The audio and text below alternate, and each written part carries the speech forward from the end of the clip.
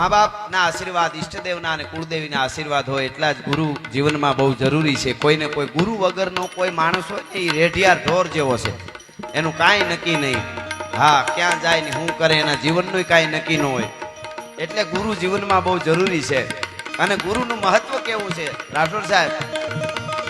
સબરી 70 વર્ષ સુધી રાહ જોવે અને જ્યારે ભગવાન આવ્યા સબરીને ત્યાં, રાઘવેન્દ્ર સરકાર આવ્યા અને સબરીને પછી એ આનંદમાં એનું થોડું વર્ણન થાય. પણ એક વાત મને ગમે છે, બહુ રાજી થઈ ત્યારે લક્ષ્મણજીએ કીધું કે આટલી બધી રામની વાઈટ હતી ને એટલા બધા રાજી થયા રામ આવ્યા એટલે. સબરીએ કીધું રામ આવ્યા. આજ ગુરુ મહારાજના સાનિધ્યમાં બધાય બેઠા એને કહું છું કે આ વાત આપણા જીવનમાં ઉતારવા જેવી કે રામ મારી ઝૂંપડીએ આવ્યા ને એનો મને આનંદ હોય. પરાત્પર બ્રહ્મ મારી ઝૂંપડીએ આવ્યો. પણ વધારે આનંદ કોઈ મને હોય ને, વધારે કોઈ આનંદ હોય ને તો મારા ગુરુના વેણ હાચા પીડ્યા એનો આનંદ મને વધારે છે. ભલા માણસ, મારો ગુરુ બોલ્યો તો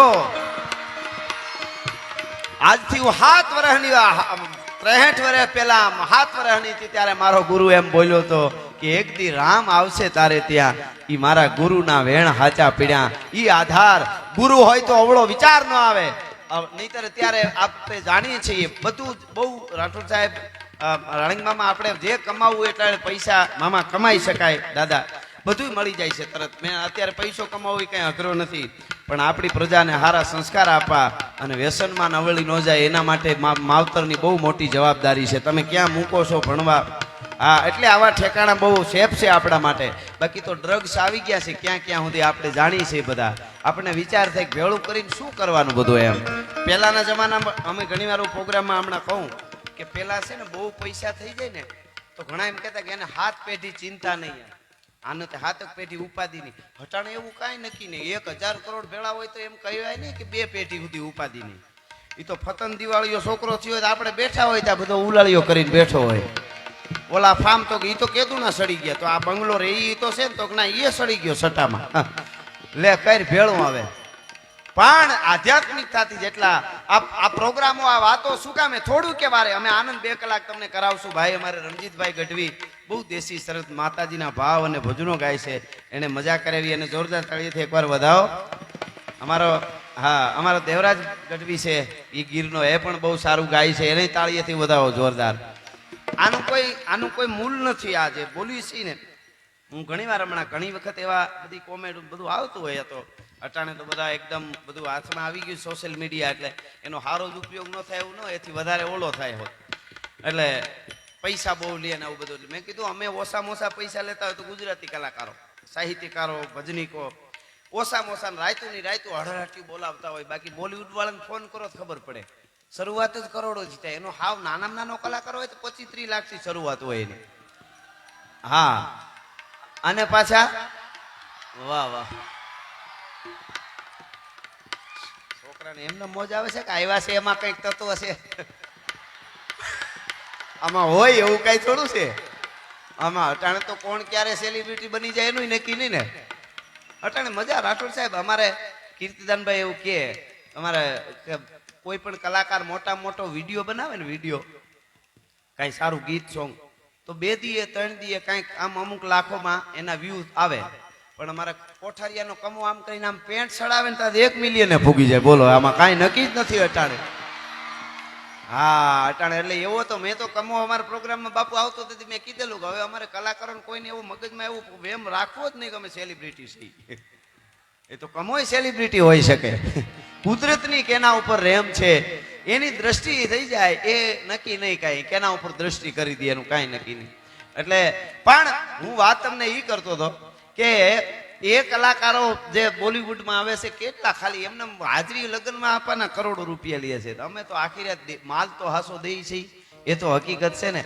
કાયમ પ્રોગ્રામમાં કંઈક એવો વખત આવશે તો સ્ટેજથી નીચે ઉતરી જવાની તૈયારી રાખશું, પણ બોલવામાં અમારા સ્તરમાં કોઈ દી નીચે નહીં ઉતરી, તમને ગેરંટી આપી છે.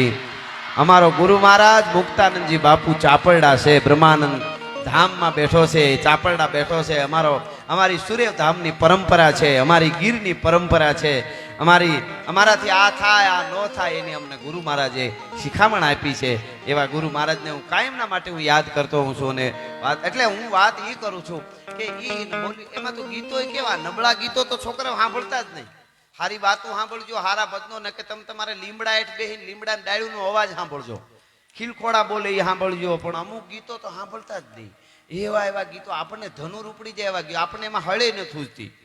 અને અટાણે તો કેવું છે, કલાકારોની નકર જવાબદારી હોય છે કે સારો સંદેશો જાય એવા. અટાણે તો કે સ્વિફ્ટ મોટર કાર બંદા ફરવાના, કે આ રોણા ફરવાના, તો બિલ કોણ તમારા બાપ ભરવાના?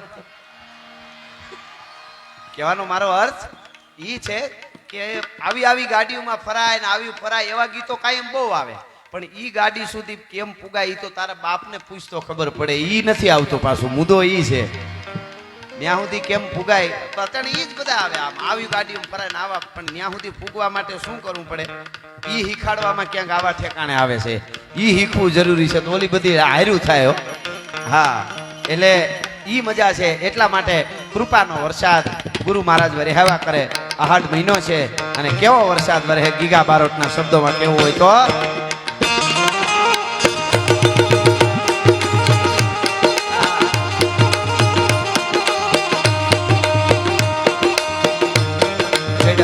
વાદળા કાળા ધોબળા ગંબારે શોખ કહીશું મોત રાતે માથે ઉતર્યા ધરાર કાતો કિંગોરા મોરલા માથે આહરી મંડાણી ચડી હે તારા મેઘ રાજા મંડાણા ગંબારા એક તારા મેઘ રાજા મંડાણા ગંબારા તો રટલે રંગર વાળા ભણતાળા પાણી વાળા હાથી વાળા કાળા મંડાણા નગા વાળા નગા કાળા નદી નાળા પાડી નગા આળા માથે જાળા જાળા બેલી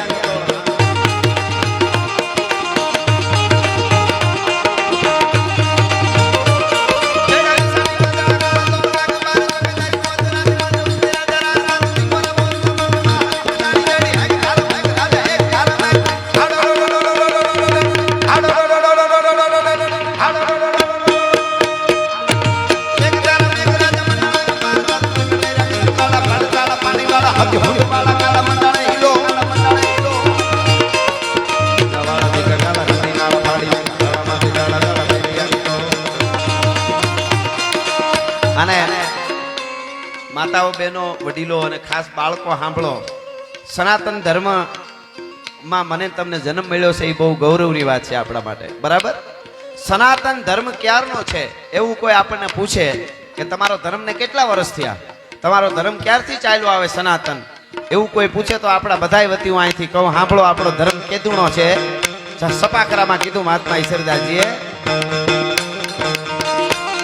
કાઈ ન હોતા પવન પાણી જળા થળા અહંકાર વેદ વાણી મંત્ર જંત્ર ન હોતા વિવેક ધન ધર્મ કર્મ ચંદ્ર સૂર્ય ન હોતા આકાશ થોડો આમ શબ્દો હમણાં એવું રાખજો, ઈકો ભલે ઓછો થઈ જાય. પાછળ એવું લાગે છે ઓલા બેને આમ આમ કર્યું, મને એવું લાગ્યું શબ્દો ન સાંભળાણા બેન ને, બરોબર ને? હા, કાઈ ન હોતા પવન પાણી જળા થળા અહંકાર વેદ વાણી મંત્ર જંત્ર ન હોતા વિવેક ધર્મ કર્મ ચંદ્ર સૂર ન હોતા આકાશ ધરા રમૈયા રમી રમા ઉતા આપે અને બુદ્ધિ તંગી નર તાર સંતની પાઈ બીજી રીતિ સીધી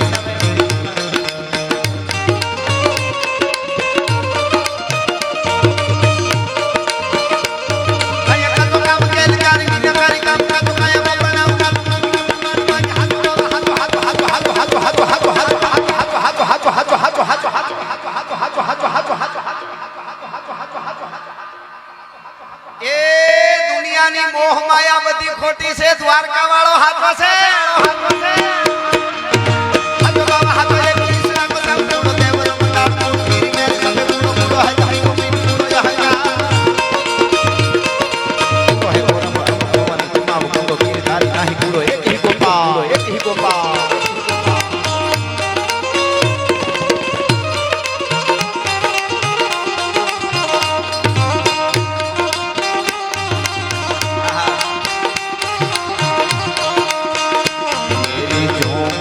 के भाग आज जाग जाएंगे राम आएंगे,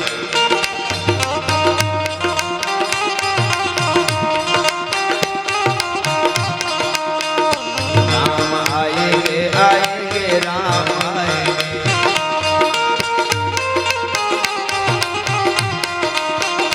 राम आएंगे तो अंगना सजाऊंगी, दीप जला के दिवाली में